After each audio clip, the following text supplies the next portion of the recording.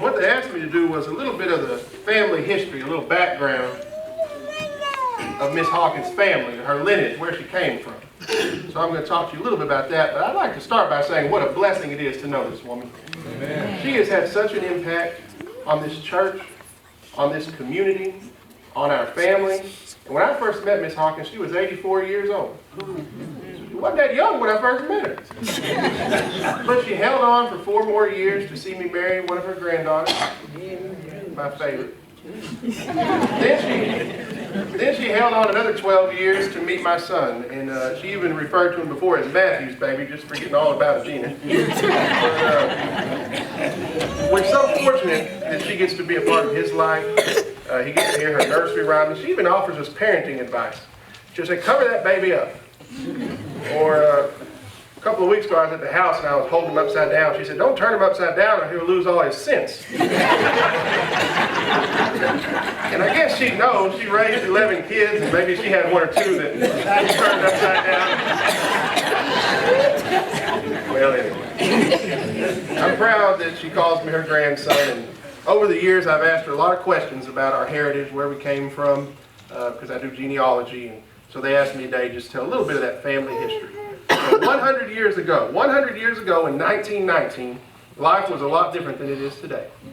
Woodrow Wilson was president, and the United States had just finished up World War I. The average price of bread was 10 cents. Butter cost 68 cents, and a dozen eggs was going for 63 cents. A middle-class family made about $1,500 a year. About where I am now. People who could afford it drove Model T cars and watched silent movies. The 18th Amendment had just passed, banning the sale of alcohol in the United States. That would later be repealed. And the 19th Amendment was still being voted on to give women the right to vote, although it would be many more years before most African American women in the South were able to vote. 1919 was a time of racial unrest in this country with the Chicago race riots that summer and the Elaine massacre here in Arkansas just a couple of months before she was born. And on November 17, 1919, right here in Center Ridge, Doc Lee Klingscale and his wife Murtis Morris Klingscale welcomed their 3rd child, Classie O Klingscale. Miss Hawkins' family history is typical of the migration patterns of many African Americans after the Civil War. Her grandparents were born during the time of slavery, and her parents, born in the 1880s and 1890s, were part of a generation who left the part of the South they had been enslaved in, but still remained in the South. The next generation, Miss Hawkins' siblings and many of her sibling-in-laws, would leave the South for larger cities looking for jobs and to escape Jim Crow and what's known as the Great Migration. Miss Hawkins' father, Doc Klingscale, was born in Anderson County, South Carolina in 1882. The Klingscale name comes from a slave owner and possible ancestor who was from Scotland. As Classie's father, Doc, and his family migrated to Conway County, his father, her grandfather, Stewart Klingscale, received a 120-acre land grant from the federal government.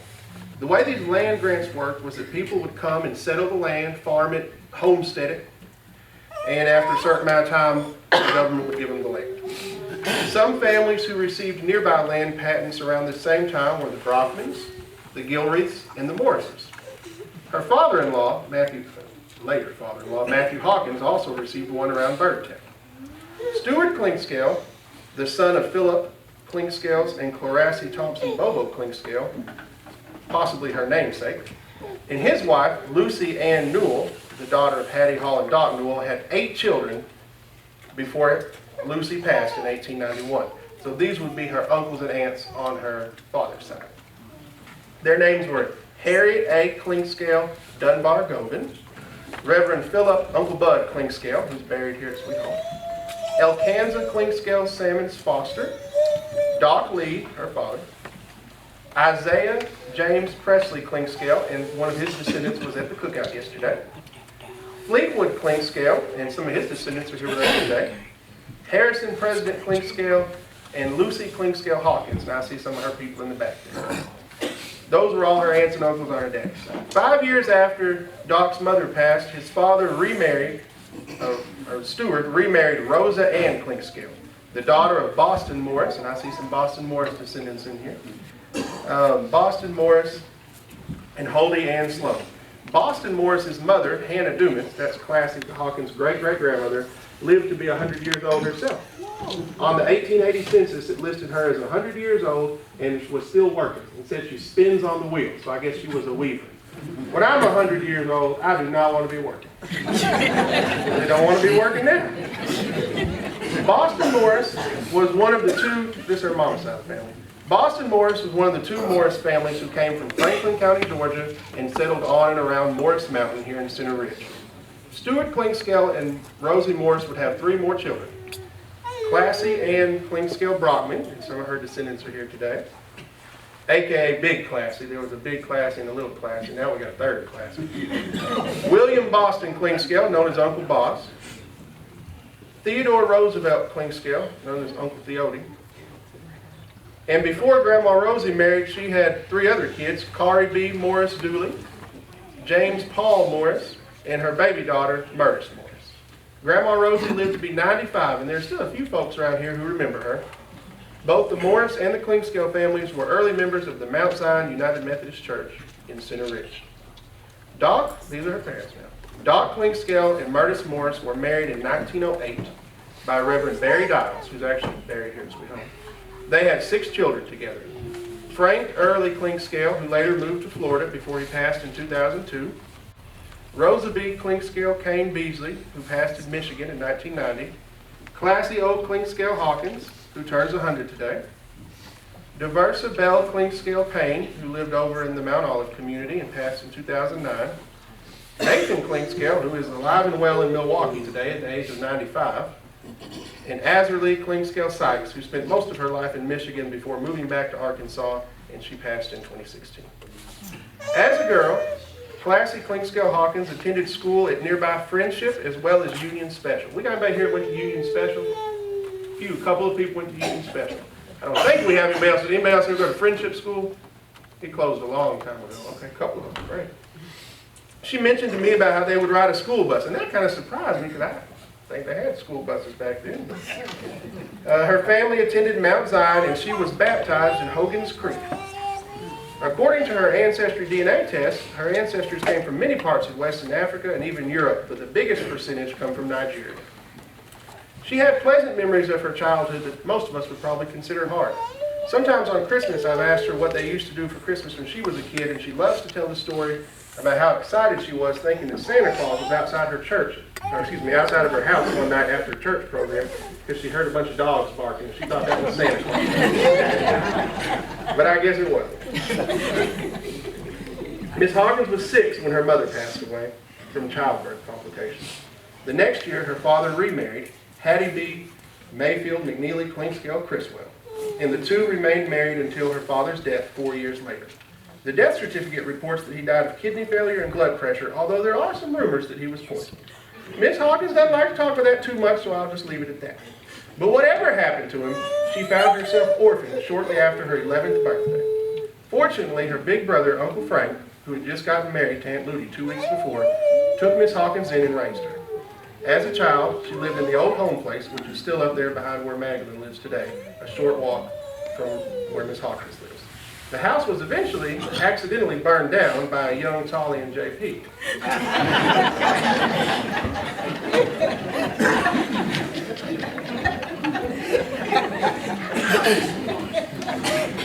When young Miss Hawkins, she's still a girl at this time, but when she got a little older, she went to a church picnic one day. Also at that church picnic was a young man named T.B. Hawkins, who was there with his nephew, U.S. Classie and T.B. did not speak at that picnic that day, but he went ahead and picked her out. Years later, he could tell her what kind of dress she had on and how she had her hair done that day. At the time, he lived up on Pierce Hammond's Hill, and he would ride his mule down to visit a young Classie. Miss Hawkins had another gentleman who was also interested in her, and he lived on the way. So when T.B. would ride his mule down there, this other guy, I'm not going to say his name because he's got some relatives here, he would try to scare the mule, and he did. T.B. would fall off the mule and he'd have to go back home. Well, one day this other gentleman, with no name, threw his coat at the mule, and T.B. responded by firing a shot. And the man never messed with him again. Now this is just hearsay. I wasn't there, and T.B. Hawkins and Fred Gilreath are not here to speak up for themselves. Anyway, Miss Hawkins said she had found a higher bush with sweeter berries. They were married in December 1936 by Reverend W.J. Owens, who was the pastor of Bethlehem. We have some people here from Bethlehem today.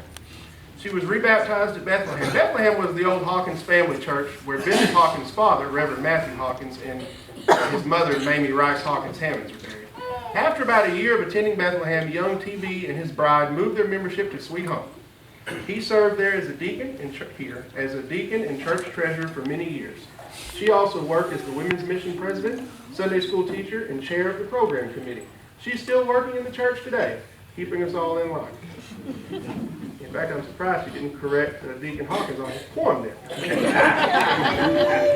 When he says, try to make an inch count a mile, and usually she said, no, it doesn't say try to make it.